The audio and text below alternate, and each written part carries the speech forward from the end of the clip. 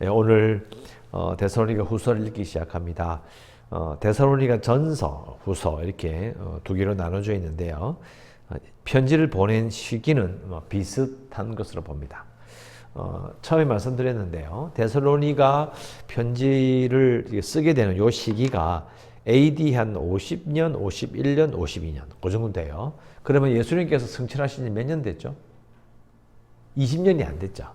20년이 안 됐습니다. 안 됐고, 여러분 그 마태, 마가, 누가, 요한 중에서 가장 먼저 기록된 게 뭐죠? 마가복음입니다. 마가복음이 가장 먼저 기록되었어요. 그게 언제냐?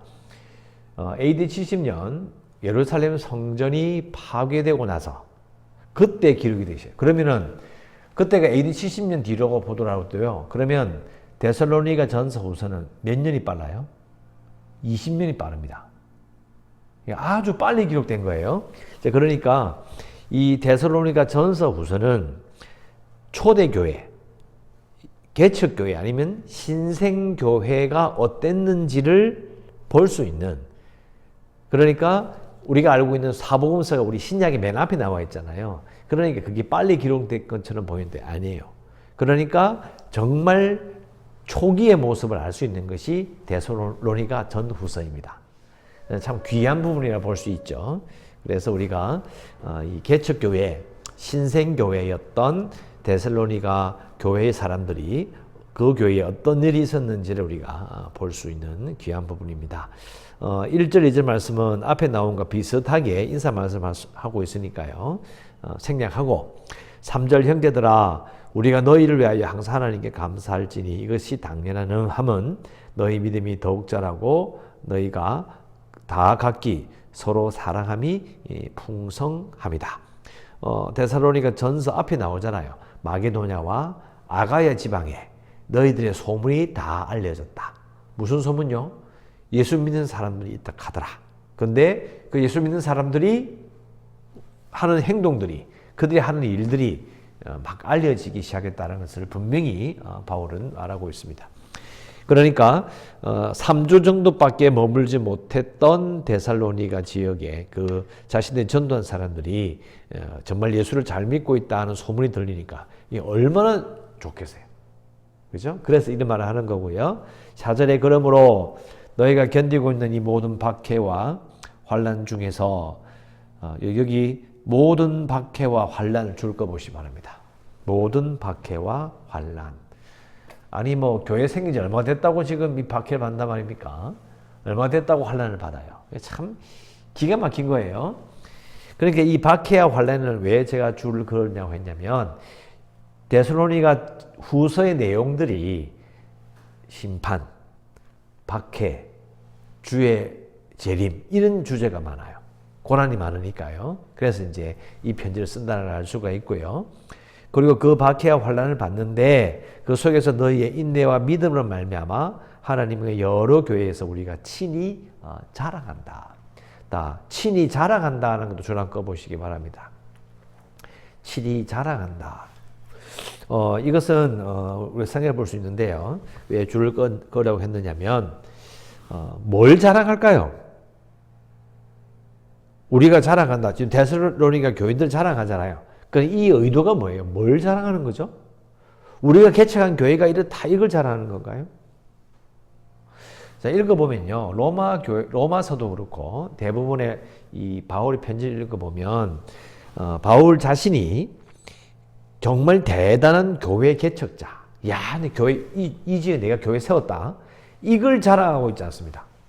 그걸 말한 적이 없어요. 뭘 자랑하죠? 자, 고린도 전서를 우선 읽어보면요. 이 바울이 자기가 예수님의 사도임을 계속 이야기합니다. 따져볼까요? 자, 바울은 예수님을 본 적이 있습니까? 없습니까? 12사도들과 함께 예수님을 본 적이 있어요? 없어요? 없습니다. 없어요. 언제 봤죠? 부활하신 주님을 본 거예요. 영광 중에 예수님을 만났어요. 그러니까 사람들이 이렇게 이야기하는 거죠. 니는 그 네가 본기고, 니 솔직히 예수님께서 이 땅에 계실 때에 사도는 아니었잖아. 제자 아니잖아. 이렇게 이야기하는 거예요. 그게 너무너무 섭섭했던 거예요. 그래서 바울은 계속해서 하는 말이 뭐냐면 자신은 진정한 메시아인 예수님의 사도다라는 것을 인정받고 싶었어요. 그래서 이 개척을 막 하고 막 전도를 다니면서도요. 내가 이런 사람이야 이런 말을 한 적이 없어요. 그러니까 이런 데살로니가 교인들이 막 예수를 믿게도 이렇게 이야기하면요. 그걸 통해서 뭘 바라느냐. 봐라. 내가 한 일이 이런 일이 일어났어. 내가 예수님의 사도가 맞아. 그러면 자기가 유명한 사람에게 이야기한 거예요? 아니죠. 자기는 예수님의 복음을 전하는 사도임을 인정받고 싶었던 거예요. 그래서 교만하지 않아요. 그래서 교만하지 않는 거예요. 왜? 자기는 내가 유명한 사람이라는 걸 말하고 싶었던 게 아니고 예수님의 사도라는 것을 끊임없이 잊지 않았어요. 그렇게 되고 싶었고 인정받고 싶었던 거죠. 그래서 자랑한다는 이 말에 그 부분을 느낄 수 있어야 됩니다. 우리가 친히 자랑하노라. 이 데살로니가 교회에 가서 전도했던 요때에 바울이 가졌던 마음이 마지막 순교할 때까지도 사라지지 않습니다. 계속해서 그래서 이렇게 이야기하잖아요. 내가 나의 달려갈 길을 다 마치고 그죠? 또 그 가운데서 이렇게 이야기하잖아요. 내가 죄인 중에 괴수로다. 왜 그렇게 말할 수 있을까요? 생각이 내가 이렇게 많은 걸 해서 이 말을 한 적이 없어요. 딱 한 가지. 나는 예수님의 사도야. 그걸 말하고 싶어요. 그걸 인정받고 싶었던 그 마음이 있습니다. 그게 정말 귀한 거예요. 여러분 솔직히 바울이 성격이 좋았을까요? 그 진짜 더러운 놈입니다. 진짜 성격이 모신 사람이에요. 그래서 막 사람 잡아 죽이려고 실제로 죽이기도 했고 잡아 가두기도 했고 다마스커스에 가가지고 모든 사람 체포할 영장을 가지러 올라갔잖아요. 예루살렘에서 200km 거리예요. 지가 걸어갔다니까요. 그러다가 예수님 만났잖아요. 성격이 대단한 사람입니다. 그럼에도 불구하고 이 강한 성정이 바로 이 고백, 내가 예수님의 사도다라는 요거 하나로 모든 걸 다 뭉개버린 거예요. 딱 이겨내고 정말 하나님의 사람으로서 모든 사역을 잘 감당합니다. 그래서 이제 바울에 대해서 알면 알수록 특히 저 같은 경우에는 여기 4절에 보면 친히 자랑한다 이 말에서 가슴이 막 들어옵니다. 왜요? 그 교회를 자랑해요. 자기들 자랑하는 게 아니에요. 내가 진짜 예수님의 사도이기 때문에 데살로니가에 이런 일이 일어나는구나. 그러면서 자기가 박해와 환난을 받는 것처럼 이 데살로니가 교인들도 박해를 받는 것을 말해주고 있어요. 그러면서 5절에 이는 자 줄도 꺼봅시다. 이제 어려워요. 이는 하나님의 공의로운 심판의 표다. 줄자 꺼보시기 바랍니다. 하나님의 공의로운 심판의 표다. 자 생각해 보세요. 앞에 보면 이 4절에 모든 박해와 환난 중에 이것이 하나님의 공의로운 심판인가? 여러분 인내와 믿음으로 말미암아 이걸 가지고 심판해 보지 않죠. 그죠? 그러면 이 데살로니가 교인들이 받고 있는 박해와 환난이 하나님의 공의로운 심판이다. 아니 왜 심판을 받아요? 성도가? 좀 이상하지 않습니까? 아니 성도가 교회가 박해를 받으면 너희들 하나님의 심판받는다. 이게 이상하잖아요. 그죠? 이게 이제 이 말이 데살로니가 교인들이 심판을 받고 있다는 뜻으로 쉽게 읽으면 안 돼요. 그 말이 아니고 제가 좀 떼기 말씀드린 적이 있죠.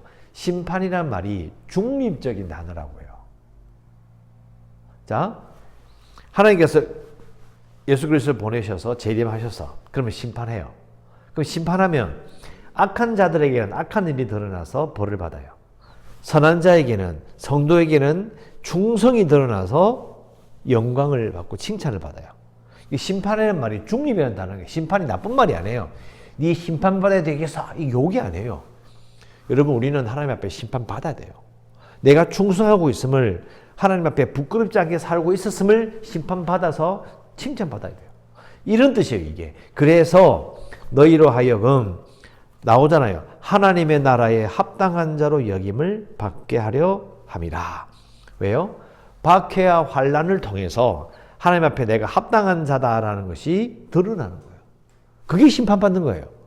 하나님 나라에 합당한 자이기 때문에 박해와 환난을 받는 거예요.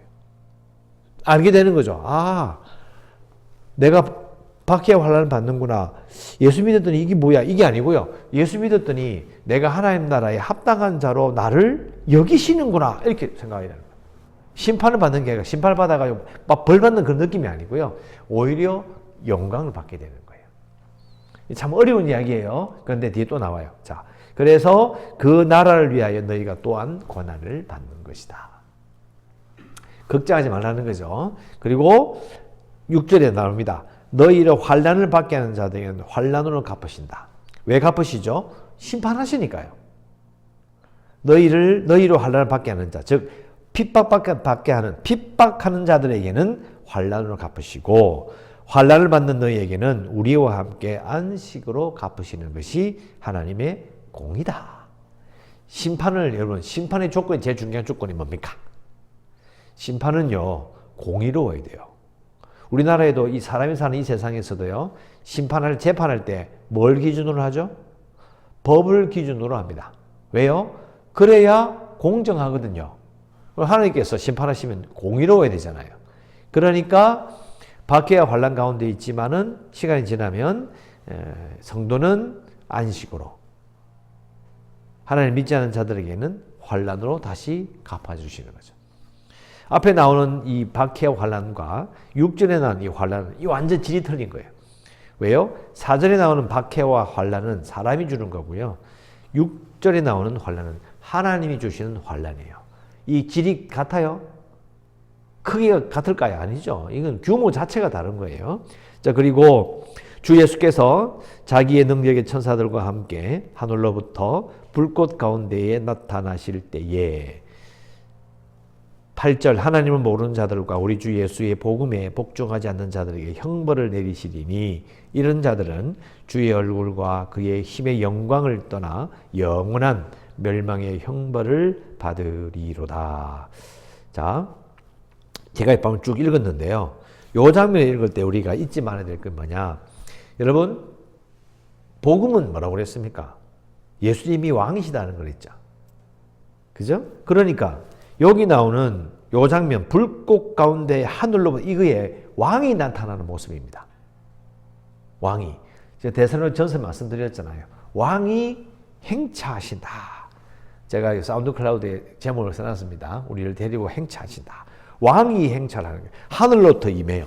그러니까 예수 그리스도를 왕으로 섬기고 충성한 자들은 안식으로, 반대인 사람들은 환난으로. 자, 이게 왜 이런 말 할 수 있냐면요. 예수 믿는 사람들이 그렇잖아요. 예수를 믿고 보니까, 황제가 왕이 아니야. 예수님이 왕이야. 근데 막 핍박을 해. 근데 둘러보면 예수님이 통치하신다는 증거가 어디 있어요? 황제가 왕 행사하고 있잖아요. 그런데 나는 그걸 보면서 예수 믿는 나는 그게 안 믿겨져. 그게 눈에 안 들어와. 예수 그리스도가 왕이에게 자꾸 믿겨지는 거예요. 그게 내가 진실이라는 걸 알게 되는 거야. 이걸 바꿀 수가 없어. 계속 환난이 와요. 그런데 시간이 지나면 이게 뒤집혀 버리는 거예요. 그걸 말하는 겁니다. 어떻게 뒤집히느냐? 10절에 나오죠. 그날에 그가 강림하사 그의 성도들에게서 영광을 받으시고 모든 믿는 자들에게 놀랍게 여기심을 얻으시리니 이는 우리의 증거가 너에게 믿어졌다. 강림한단 말이 아까 말씀드렸잖아요. 왕으로 행차하셔요.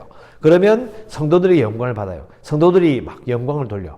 왕이시여, 왕이신 예수 그리스도시여, 어서 오시옵소서. 오셨어. 너무 좋은 거예요. 왜? 진짜 왕이 왔기 때문에. 그래서 모든 믿는 자들에게 놀랍게 여김을 받는 것입니다. 이 느낌을 우리가 알아야 돼요. 우리가 아까 말씀드린 것처럼 복음하면 무조건 우리 죄를 대신 지시고 죽으시고 부활하시고 거기서 다 끝쳐버려요. 그게 아니고 왕이신 거죠. 이게 제가 지금 난예비 때 계속 설교하는 거고요. 또 계속 이어질 거예요. 이 부분을 이해해야 돼요. 그래서 왕이신 그분이 강림하신 그 느낌. 그래서 11절 이름으로 우리도 항상 너희를 위하여 기도함은 우리 하나님이 너희를 그 부르심에 합당한 자로 여기시고 모든 선을 기뻐함과 믿음의 역사를 능력으로 이루게 하실 것이다. 모든 선을 기뻐함, 믿음의 역사, 데살로니가 교인들이 하는 일을 말하는 거예요. 너희들이 하는 일을 능력으로 이루게 하실 것이다. 그리고 12절 우리 하나님과 주 예수 그리스도의 은혜대로 우리 주 예수의 이름이 너희 가운데서 영광을 받으시고 너희도 그 안에서 영광을 받게 하려 함이라. 자, 읽기는 아주 멋진 말인데요. 솔직히 너희 가운데서 영광을 받으신다. 이게 안 느껴져요. 무슨 말이죠 이게? 너희도 그 안에서 영광을 받게 하려 합니다. 왜요? 우리가 사는 세상은요. 영광을 받는다 이런 말이 잘 없어요. 자, 생각해 보세요. 여러분이 자녀가 뭘 잘해서 예를 들어서 뭐 좋은 대학에 들어갔다. 그래서 사람들이 이야기하죠. 야, 영광스럽겠네. 이렇게 이야기합니까? 아니면 좋겠네라고 합니까? 좋겠네 그러잖아요. 아니면 여러분들이 손주를 받아서 야, 너무 좋아. 근데 야, 영광스럽네. 우리가 쓰는 말 가운데요. 일상생활에 영광스럽단 말은 잘 안 씁니다. 그럼 이게 무슨 말이에요? 예수의 이름이 우리 가운데 영광을 받는다. 이게 무슨 뜻이죠? 여러분 솔직히 이거 깊이 생각 안 해보셨죠? 그냥 읽고 지나간 거예요. 영광 받으시고 받으시고. 자, 앞에 말씀드렸잖아요. 바울이 분명히 로마서에 말하기를 예수 그리스도가 복음이래요. 예수 그리스도가 황제라는 거죠. 이 세상의 황제는 아무것도 아니야. 진짜 왕은 예수님인 거예요. 자, 그러면 세상에서는 황제가 영광을 받고 있어요. 심지어는 황제가 뭐라고 이야기하죠? 내 아버지 황제가, 내가 아들이 왕이 됐는데 황제가 됐는데 내 아버지가 신이시다. 말씀드렸죠? 시간이 지나니까 아버지가 신이면 아들은 뭐가 돼요? 그럼 지도 신이 되는 거예요. 그래서 이 바울이 사는 시대 한 50년 전부터 황제를 신격화했어요. 황제가 신이야. 기가 찰 거 아닙니까? 난리를 쳐서. 그게 계속 100년 계속 이어지고 있는 거예요, 지금. 그러니까 자, 영광을 받는다 이 말은요. 예수님께서 예수를 믿는 그 사람들은요. 왕이 누구예요? 황제가 아니잖아. 황제가 아니고 예수님이 왕으로. 즉 교회는요. 교회는 뭐가 아니에요? 예수님이 왕이심이 드러나는 곳이 교회인 거예요. 세상에는 엉뚱한 놈이 영광을 받고 있어. 그리고 너희도 그 안에서 영광을 받는다. 이 말은 뭐냐면 예수님을 왕으로 모시기 때문에 그러면 예수님을 왕으로 인정하는 자들은 어떤 사람들인가요? 진짜 왕이신 예수 그리스도의 백성이고요. 또 예수님을 통해서 우리는 왕자와 공주가 되는 거잖아요. 왜? 하나님의 자녀가 됐기 때문에. 왕이신 그분의 자녀예요. 그 말은 뭐냐면 우리는 왕족이라는 말이 되는 거예요. 그 느낌이에요. 그래서 예수 그리스도께서 너희 가운데서 영광을 받으신다. 세상은 왕으로 인정 안 하고 이상한 놈을 사람을 왕으로 모시고 난리를 치고 있는데 진짜 왕이신 그분이 우리를 통해서 예수님 우리 왕이요. 예수 우리 왕이요. 그 찬양이에요. 그냥 하는 찬양이 아니에요. 그러니까 영광을 받는다는 게 바로 그 느낌이에요. 왕으로서 충성을 맹세한 왕께 충성을 다하는 자들에게 영광을 받으시는 거죠. 왕으로서의 영광을 받으시고 우리도 그 안에서 왕족으로서의 영광을 얻는 거예요. 진짜 왕이신 예수님을 섬기는 자로서 영광을 받는 거죠. 그래서 우리가 이제 왕정이 있는 시대를 살지 않기 때문에 이런 걸 읽으면 그 느낌이 잘 안 와요. 그래서 제가 좀 길게 설명을 좀 드렸어요. 또 이어지니까 또 말씀을 드리고요. 자, 기도 제목은요. 앞에 사전에 나오는 그 박해와 환란이라는 말과 그리고 12절을 연결시켜서 읽겠습니다. 예수님의 이름으로 고난도 받고 영광도 받기를 원합니다. 예수님의 이름으로 고난도 받고 영광도 받기를 원합니다. 아유, 우리가 영광을 받습니까? 여기 적혀 있잖아요. 12절 끝에. 너희도 그 안에서 영광을 얻게 하려 받게 하려 함이라. 적혀 있어요. 우리는 기도할 수 있습니다. 예수님의 이름으로 고난도 받고 영광도 받기를 원합니다. 라고 기도할 수 있습니다. 이렇게 기도하시고 우리 교회를 위해서 구원의 방주가 되도록 재개발을 위해서 코로나19 극복을 위해서 연약한 성도와 주일학교와 선교지 이 나라를 위해서도 기도하시고 오늘도 안전하게 은혜 가운데 살아가시기를 주의 이름으로 축원합니다. 기도하겠습니다.